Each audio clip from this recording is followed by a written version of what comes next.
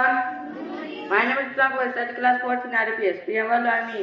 We the people of India, having solemnly resolved to constitute India into a sovereign, socialist, secular, democratic republic, and to secure to all its citizens justice, social, economic, and political liberty of thought, expression, belief, hate and worship, equality of status, and of opportunities, and to promote among them all fraternity, as the unity of the individual and the unity and integrity of the nation.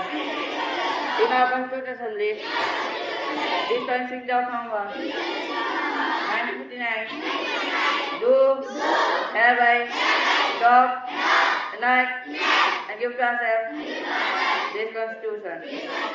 Thank you.